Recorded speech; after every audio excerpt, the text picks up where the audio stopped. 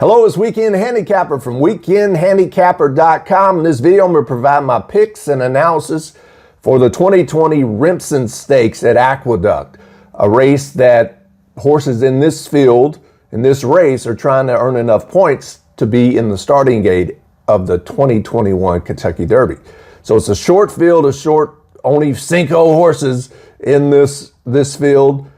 So it's not the best betting race in the world by far, but you might want to pay attention to it just in case some of these horses go on to be in the Kentucky Derby. It's race number 4 at Aqueduct on December 5th, going 1 1/8 miles on the dirt. Number 1, Picking Time. I like this horse. Is inside post. Running style, I think the speed will play to this horse's advantage, but the horse is 5-2. Very logical horse. If you're trying to look for knocks on the horse or reasons to bet against the horse, maybe distance limitations.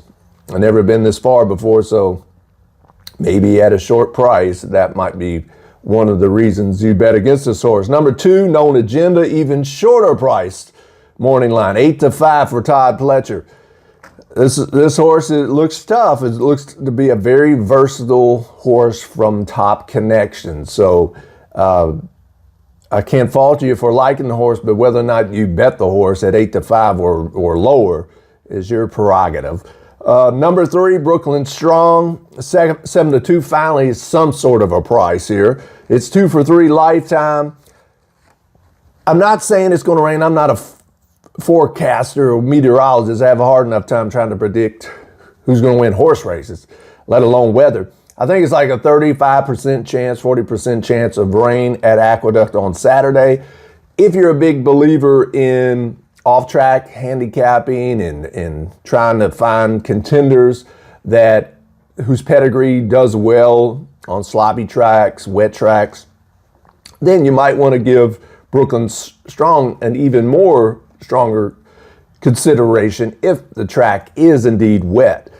We'll see. It's race 4. It's early in the day. I don't know if you'll get those kind of conditions, but it looks like on paper, Brooklyn Strong could race well on a wet track. So if you factor that in, or if that's important to you, consider that. But I think other than that, it's going to be tough for Brooklyn Strong to beat some of these other more serious contenders here. Number 4, Erawan, 15-1 morning line. It's a long shot from Laurel Park. I can't see it happening, but there's an adage in racing that you all probably know. A small field, long price, short field, big price, whatever you want to call it. This is by far the longest shot in this race at 15-1. I can't see it happening. I don't think you have enough. Usually when long shots win, they either get out by themselves on the early lead and steal the race, or the pace collapses and they close in on it. Typically, that's 2 of the most common scenarios. So I don't see either one of those happening here in this race. So that horse has a very, very tough task to try to beat these other ones. And number 5, 10 for 10, another logical horse, 2-1 morning line. Another horse that might like the off track. So again, if it is a sloppy track and that's a big part of your handicapping, I think number 3 and number 5 are those horses that you would bet on that. But no matter if it's sloppy or dry and fast, number 5, 10 for 10, is a good horse. Looks like certainly a contender. Has been very competitive for Shug McGahee. The trainer, Jose Ortiz, rides it.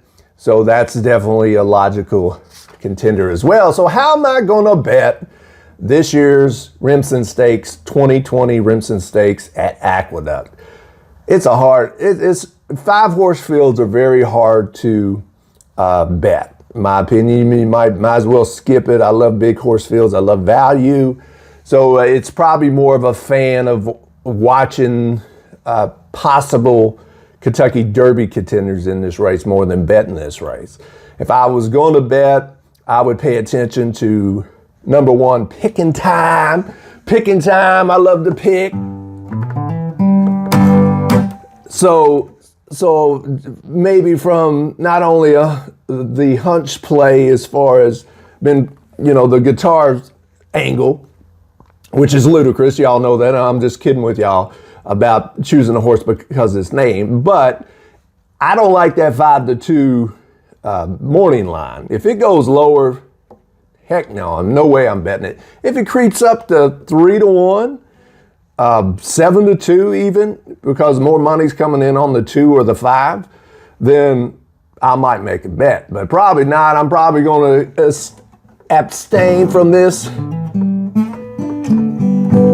race and just kind of watch it, maybe do a little picking time on my own and save some money and just keep track of these horses if there's a big performance, if there's horses that you should pay attention to going forward. So if I had to bet, I would bet number 1, picking time, but it has to be 3-1 or better for me to even attempt to make a bet in this race, because I think it's just going to be so chalky, very formful, no surprises. Short price is probably going to win.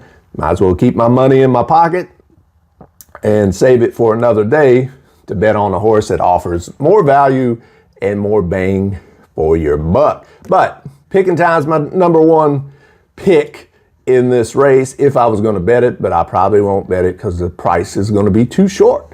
But who you like in this year's Remsen Stakes? Are you even going to play the Remsen Stakes? Do you even care about the Remsen Stakes? Put them in the comments below if you're going to play this short 5-horse field.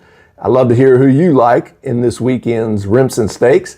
If you want to learn how to bet on horses and how to make money betting on horses, I appreciate it if you hit that subscribe button and that notification bell so you can get all the latest tips, tools, and resources from Weekend Handicapper and weekendhandicapper.com to help you make money on thoroughbred horse racing. All right, until next time, this is Weekend Handicapper. Happy handicapping and smart wagering.